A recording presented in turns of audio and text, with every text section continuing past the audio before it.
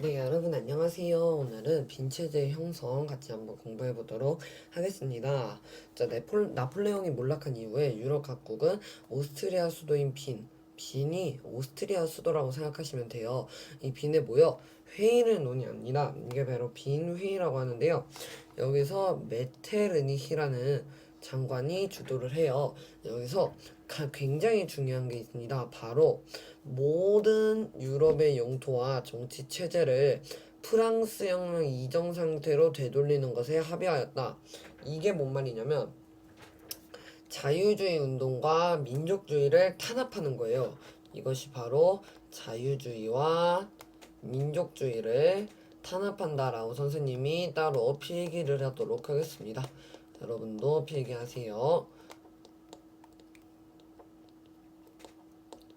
굉장히 중요한 내용입니다.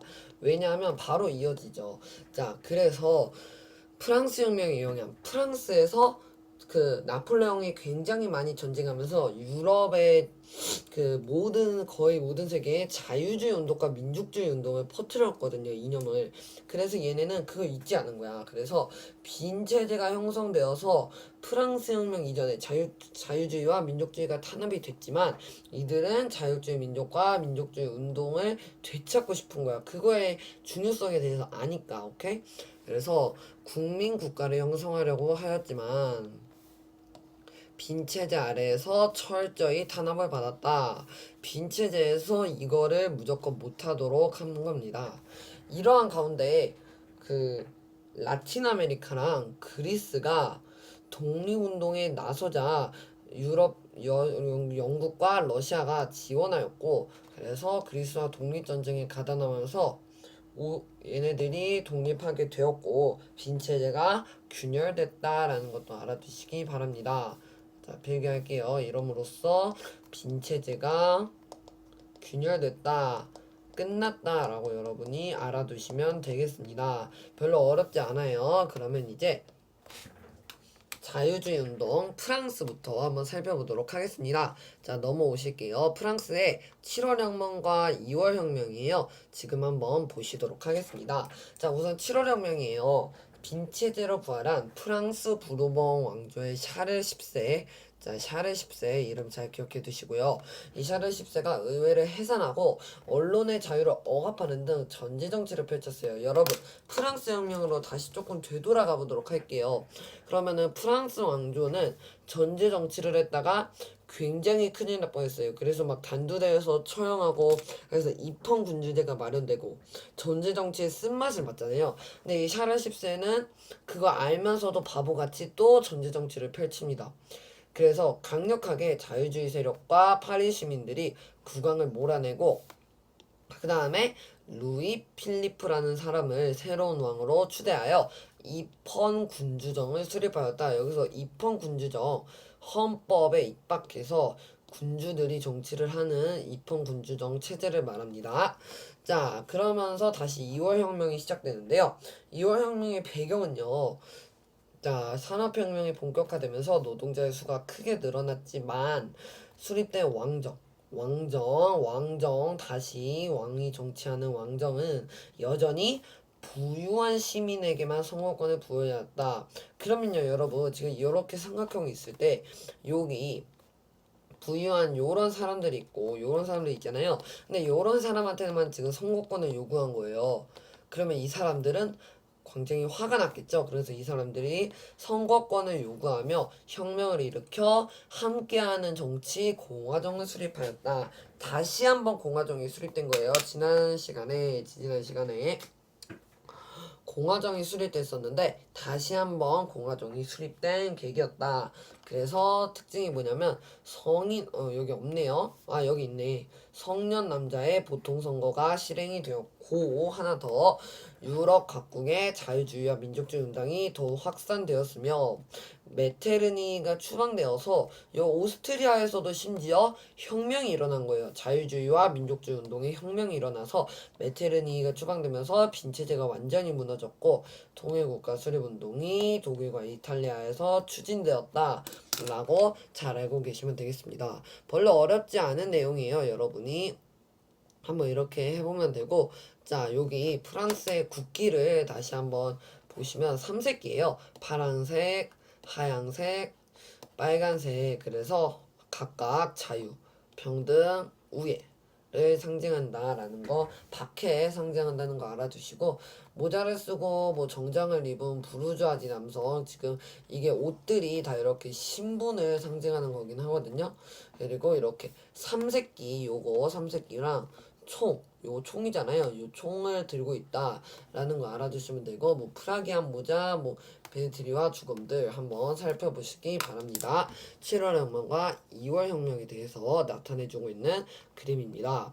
그럼 이번에는 영국의 자유주의에 대해서 한번 살펴보도록 하겠습니다. 자, 프랑스는요, 굉장히 뭔가 급진적, 빠른 정치, 빠르게 바뀌는 정치를 했는데, 반면에 영국은 점진적, 서서히 바꾸는 그런 정치를 실시했거든요. 한번 살펴보도록 하겠습니다. 자, 우선요, 제가 아까 방금 말씀드렸듯이 의회가 주도한 점진적으로 법률을 개정함으로써 자유주의를 발전시켰다.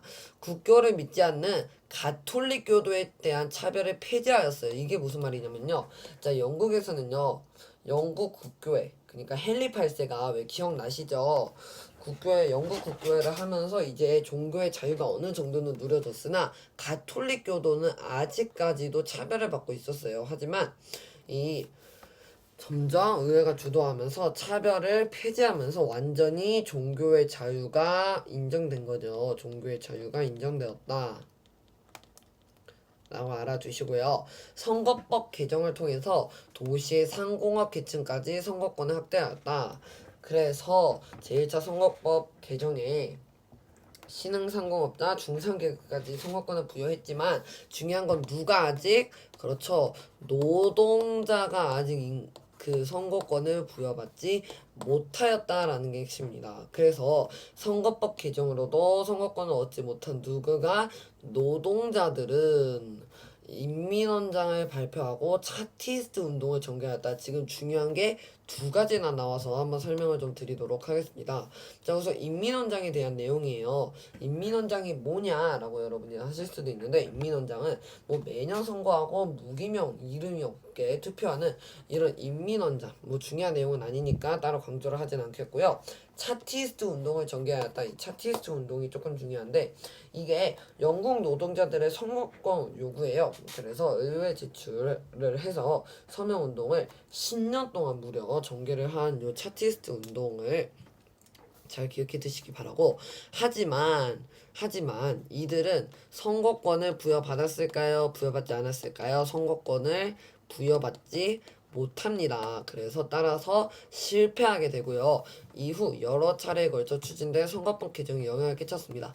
하지만 이들이 아예 선거권을 부여받지 못한 건 아니에요. 이로부터 뭐 20년 후에 1867년에 받았긴 했는데 그건 뭐 또 중요한 내용이 아니고, 한편 19세기 중반에는 곡물법과 항해법을 폐지하여 자유주의 경제체제를 확립하였다라고 하는데, 이 곡물법은요, 수입 곡물에 관세를 부과하여 국내 지주를, 그래서 지주는 땅을 소유한 주인을 말하고요.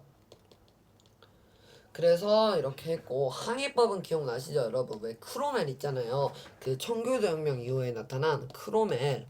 이 크로멜이 오로지 영국에 들어오는 모든 수입산 물품들은 다 오로지 영국의 선박으로만 수송해야 하는 제도, 항해법을 이때 폐지한 겁니다. 그러면서 완벽하게 자유주의 경제체제를 확립하였다까지 오늘은 일단 수업을 하도록 하겠습니다. 자, 지금까지요, 빈체제, 빈에 의해서 프랑스 혁명 이전으로 전부 되돌아가자 하면서 그 자유주의와 민족주의 운동을 탄압하다가 그게 점점 무너지면서 이제 점점 사람들이 다시 자유주의와 민족주의 운동을 찾으려고 노력했고, 우리는 거기에서 프랑스와 영국에 대해서 오늘 수업을 하였습니다. 프랑스는요, 7월 혁명 입헌군 주제, 2월 혁명 공화정 수립 이렇게 기억하시고요. 영국에서는 우리가 이제 그 선거권이 확대되면서 부패 선거구가 폐지되고 중상 계급까지 선거권이 부여됐지만 노동자들이 선거권을 받지 못해서 인민원장을 발표하고 차티스트 운동을 벌였다. 그리고 19세기 후반에 곡물법과 항해법을 폐지하면서 자유주의 경제 규제가 완화되고 경제 체제를 확립하였다까지 잘 알고 가시면 되겠습니다. 정리하시고 복습하시고요.